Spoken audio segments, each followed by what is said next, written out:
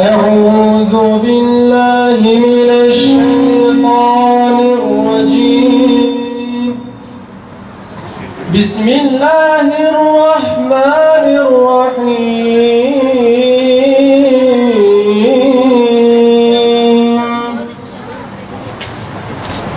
أقم الصلاة لدلوك الشمس إلى غسق الليل وقرآن الفجر إن قرآن الفجر كان مشهودا.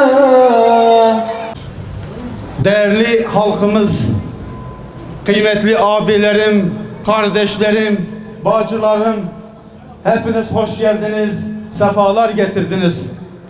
Malumdur ki bir seçim sürecine girmiş bulunmaktayız. Elhamdülillah bu sefer toplum Hüdapar diyecek. Çünkü Hüdapar'ın anlayışı, Hüdapar'ın meselelere bakış açısı, Hüdapar'ın meseleleri çözmeye bakış açısı elhamdülillah halkımızın bakış açısıdır.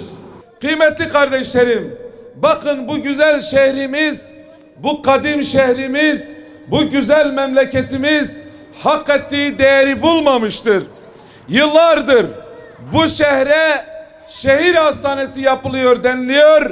Şu an programlarına göre bu şehir hastanesinin 7 yıl hizmet verdiğinden dolayı tadilatta olması gerekiyordu. Ancak ortalıkta bir şehir hastanesi yok. Aynı şekilde bundan kaç yıl önce işte bu şehre tramvay yapılacak dendi. Projesi bitti dendi. Ancak ortalıkta bir tramvay yok. Otoban gelmiş, Şanlıurfa'da durmuş. Bu tarafa gelmiyor. Bu memleket bir yönüyle sahipsizdir kardeşlerim. Büyük şehirlerde tramvay var, metro var, hızlı tren var, teleferik var ama bizim memleketimizde halen bir tramvay yok kardeşlerim. Bakın yanı başımızda 150 kilometre uzaklıkta Elazığ'da şehir hastanesi var. Elazığ'ın nüfusu Diyarbakır'ın nüfusunun 1/4 kadardır. Yozgat'ta şehir hastanesi var. Yozgat'ın nüfusu Diyarbakır'ın 1/4 kadar belki de yok. Peki neden Diyarbakır'da yok? Neden bu güzel memlekette hizmet yok? Çünkü bu memleket bir yönüyle sahipsizdir. Ve inşallah Hüdapar'ın kadrolarıyla, Hüdapar'ın şehri eminleriyle bu memleket hizmet görecektir kardeşlerim. Kıymetli kardeşlerim, Hüdapar'la köylerimiz huzura kavuşacak. Hüdapar'la gençlerimiz huzura kavuşacak. Hüdapar'la memleketimiz hizmete kavuşacaktır biiznillah. Artık bu şehrimiz asli değerlerine kavuşacaktır. Bizim şehrimize işte sadece karpuz şehri, sadece ciğer şehri diyorlar.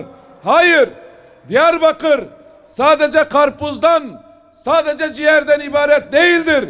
Diyarbakır, Kur'an'da isimleri geçen peygamberlerin şehridir. Diyarbakır, Mekke'den, Medine'den sonra sahabeleri bağrına basan sahabeler şehridir.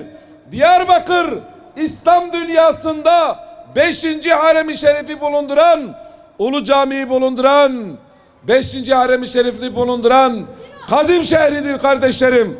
Ve biz Diyarbakır'ımızın asli değerlerine kavuşması için çalışacağız.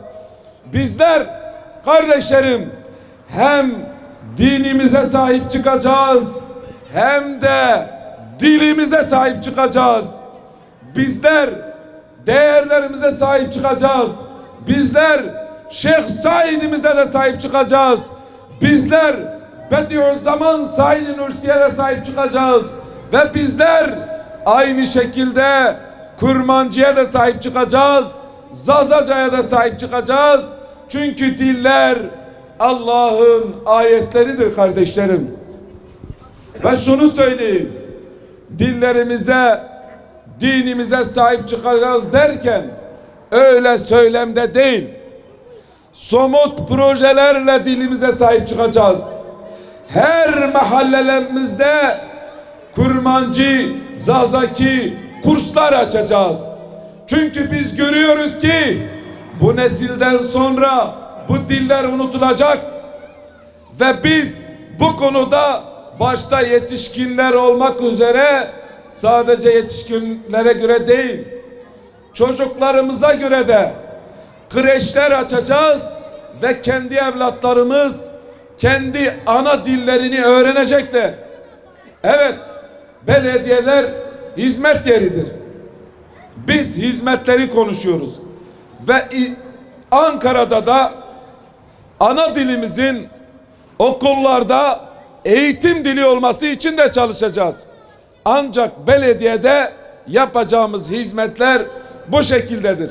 Belediyemizin içinde de çok dilli olacak. Çünkü bizim inancımıza göre diller Allah'ın ayetleridir.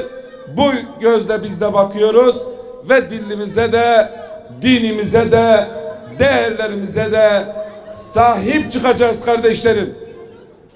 Bakın bugün gençlerimiz ciddi bir yozlaşmayla karşı karşıyadırlar. Ve eminiz ki siz de bizler de mevcut gidişattan memnun değiliz. Çünkü gençlerimiz 1000 kilometre uzaklıkta başkalarının kapısında ekmek aramak zorunda kalıyorlar. Soruyorum size, hiç gördünüz mü Antalya'dan gelip sizin köyünüzde çalışan bir işçi? Soruyorum size, İzmir'den, Ankara'dan sizin köyünüze gelip kanalizasyonda veya farklı bir işte çalışanı gördünüz mü? Peki soruyoruz, bizim bu bölgeden, bu köyden Antalya'ya mevsimlik işçi olarak çalışan, oraya gidip çalışan kardeşlerimiz yok mu? İzmir'e çalışmaya giden kardeşlerimiz yok mu? Ankara'ya giden, başkalarının kapılarında 1000 kilometre, 1500 kilometre uzaklıkta başkalarının kapısında ekmek aramaya giden bizim gençlerimiz yok mu? Var. İşte inşallah Hüdapar'ın belediyeciliğinde bizim gençlerimize yönelik istihdam çalışmalarını yapacağız. Gençlerimiz kendi kapılarının önünde, kendi memleketlerinde ekmeklerini kazanacaklar ve huzurlu, mutlu bir yuva kurmaları için de çalışacağız. Gençlerimiz kendi kapısının önünde helal rızkını kazanacaklar kardeşlerim.